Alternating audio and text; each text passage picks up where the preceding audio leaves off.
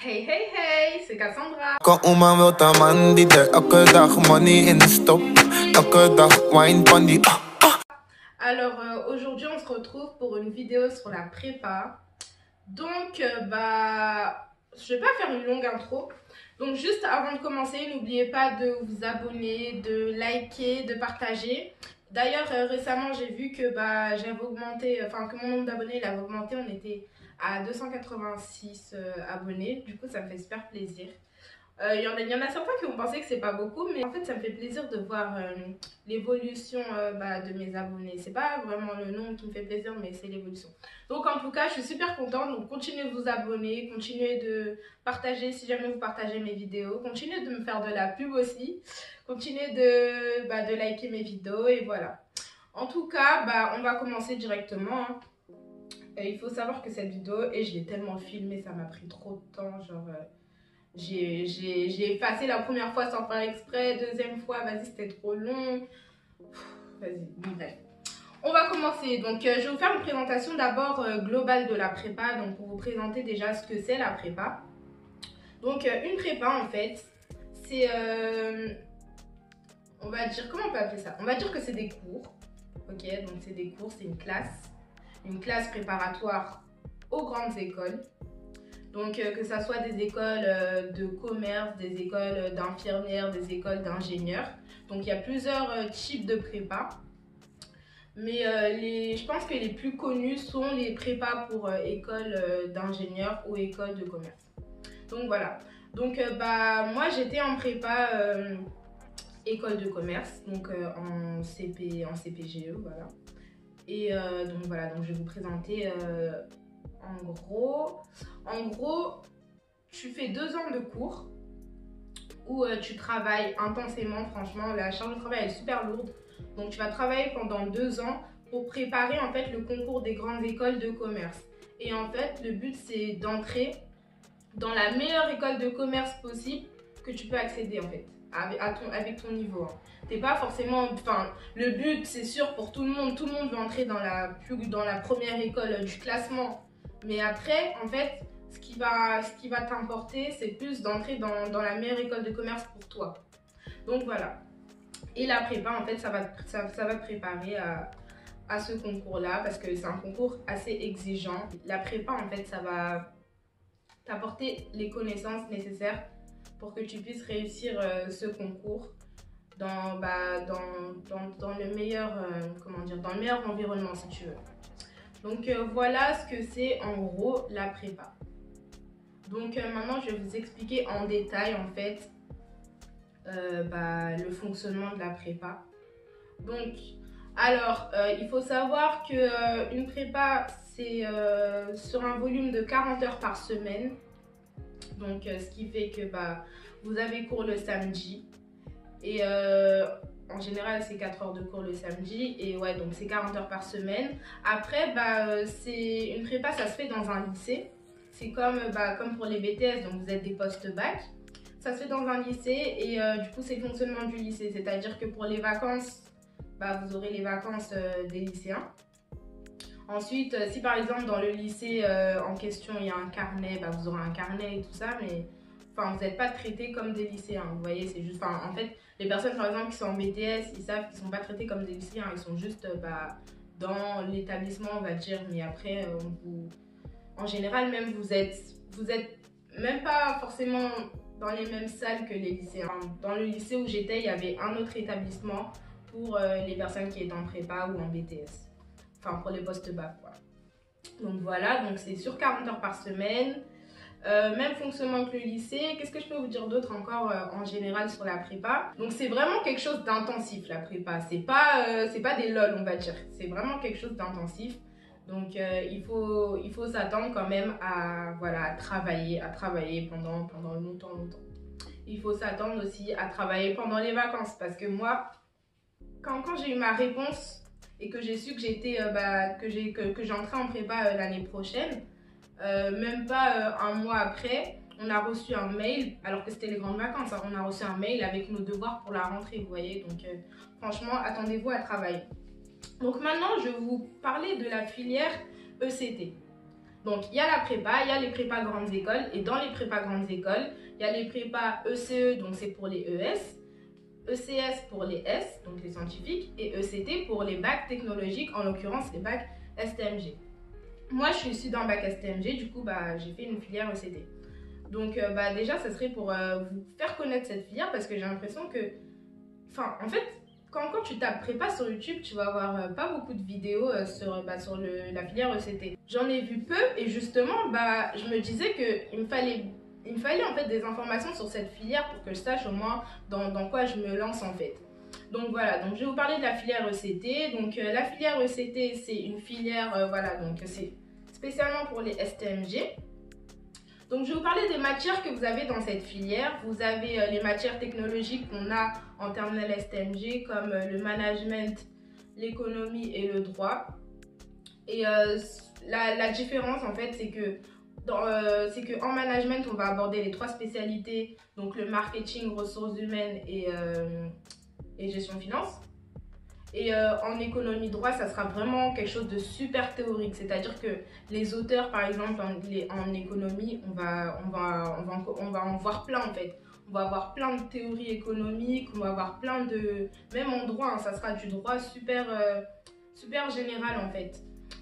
Donc voilà la différence avec la filière STMG, c'est que c'est beaucoup plus complet en fait. Parce qu'en STMG, en terminale STMG, on voit des choses super concrètes, on est super ciblé en fait sur les choses, or que là, c'est pas vraiment du ciblage. Ça va être du ciblage, mais dans ce ciblage-là, en fait, il y aura un grand élargissement.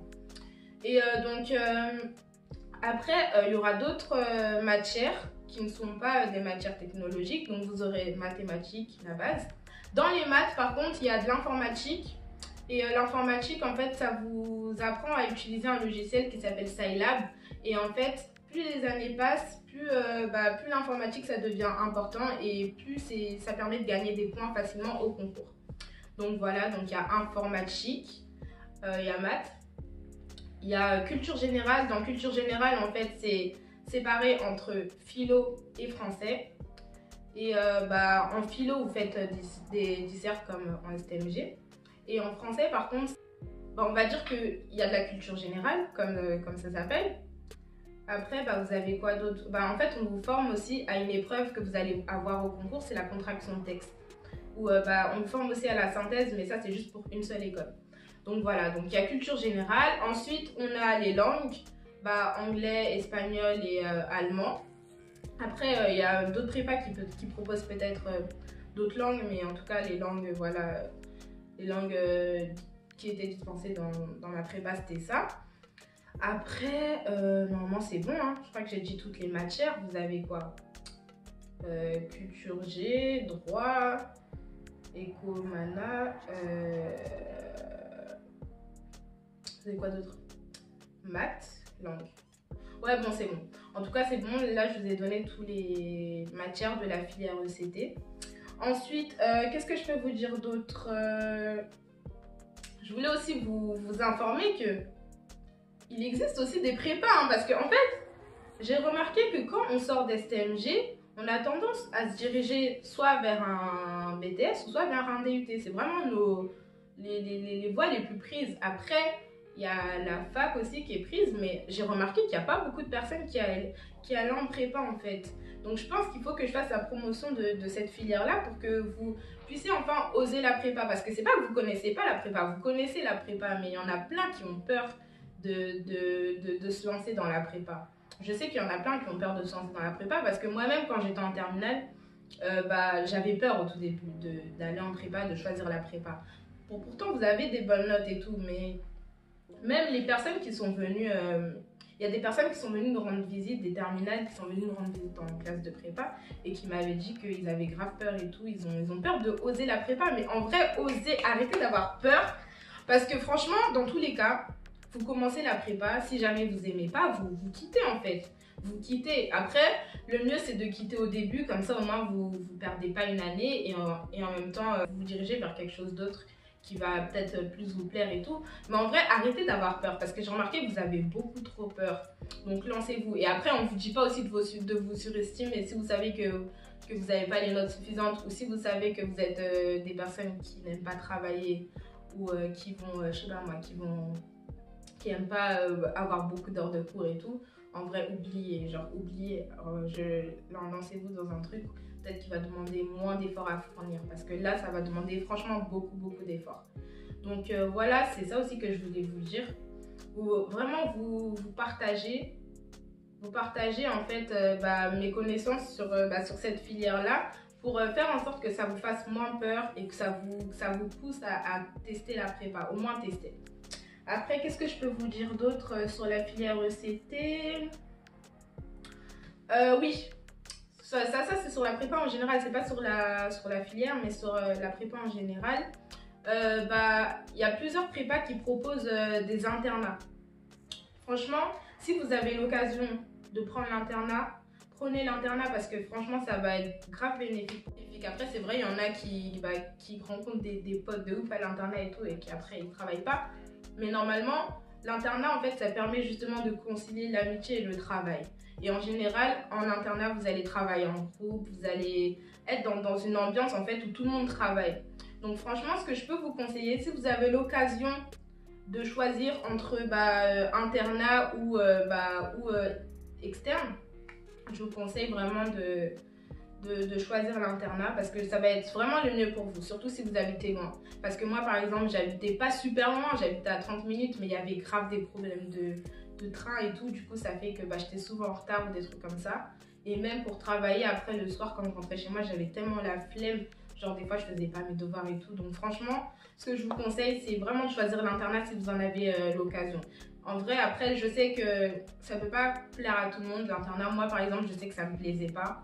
Je sais pas, j'aime bien avoir mon intimité et tout, et là c'était pas des dortoirs, mais c'est des chambres à 3 et tout, ou en gros c'est des chambres à plusieurs, et c'est pas tout le monde qui aime ça. Mais après, si vous aimez bien ça, ou si ça vous dérange pas vraiment de ouf, franchement tentez l'internat, parce que c'est vraiment un endroit pour réussir. Ensuite, qu'est-ce que je peux vous donner d'autre? Voilà. Je pense que c'est tout pour la présentation de la filière ECT. Ah oui, la prépa c'est sous plusieurs semestres, hein, Et aussi je voulais vous informer parce que moi je pensais en fait au tout début que le premier semestre il servait juste à acquérir des connaissances, mais que dans tous les cas dans tous les cas en fait tu passais en deuxième année. Mais en fait le passage en deuxième année il n'est pas obligatoire, hein. Les profs ils peuvent te refuser ton passage en deuxième année. Ils peuvent dire que tu peux pas redoubler déjà la première année. Juste pour te dire aussi que tu peux pas redoubler en première année. Donc c'est soit tu passes, soit tu t'orientes, soit tu passes pas en fait. Donc voilà, le passage n'est pas obligatoire en deuxième année. Donc franchement, ayez un bon comportement. C'est plus un bon comportement, parce que les notes en vrai, ça va pas beaucoup compter en prépa. Ça va compter les notes, hein, mais ça sera plus des notes indicatives. Ça sera pas des notes qui vont déterminer si t'es nul ou si t'es fort ou quoi. C'est des notes indicatives en prépa, mais ça compte en fait. Donc faites attention à vos notes, faites attention aussi à votre comportement. Surtout votre comportement aux yeux des profs, hein. C'est plus aux yeux des profs et tout, pour leur montrer que vous êtes sérieux et que vous avez envie. Le maître mot que je pourrais vous donner pour réussir en prépa, c'est jouer le jeu en fait. Parce que tous les profs ils nous disent ça, et je pense que c'est vraiment le maître mot, jouer le jeu. Il ne faut pas que vous vous dites ah vas-y c'est comme au lycée, j'ai juste à écouter les cours et après ça glisse. Là ça glisse pas, hein. Là si t'écoutes pas si tu travailles pas derrière les cours que tu as écoutés, c'est mort. Genre tu vas retenir peut-être, en fait ça marche que si t'es vraiment surdoué ou si t'as une mémoire de ouf auditive. Mais à part ça, si tu bosses pas tes cours après avoir écouté le cours, ça va pas glisser, ça va être bloqué, tu vois. Donc en tout cas pour la prépa, je crois que c'est tout. Ouais, donc je crois que c'est tout là pour la vidéo, pour les conseils que je voulais vous donner. En tout cas, n'ayez vraiment pas peur. Et s'il vous plaît, n'ayez pas peur d'oser la prépa, parce que franchement, je vous jure, c'est vraiment une bonne expérience. Après, en vrai, si ça vous plaît pas, quittez. Par contre, si ça vous plaît pas, vous quittez ça vite, hein. Mais franchement, je vous conseille vraiment de tester la prépa. Et voilà. Donc je crois que là j'ai fini. Dites-moi en commentaire si vous voulez une vidéo sur mon expérience en prépa parce que bah moi je suis allée en prépa, donc si vous voulez que je vous explique comment ça s'est passé pour moi, ce que j'en ai pensé, si c'est vraiment l'enfer comme les gens disent et tout, vous me dites. En tout cas moi je suis là. Si vous avez des questions, vous me posez des questions, pas de soucis, moi je peux répondre à toutes vos questions. Et donc voilà, donc j'espère que cette vidéo vous aura plu. N'hésitez pas à commenter, partager, liker comme je vous ai dit. Et on se retrouve dans une prochaine vidéo. Bisous!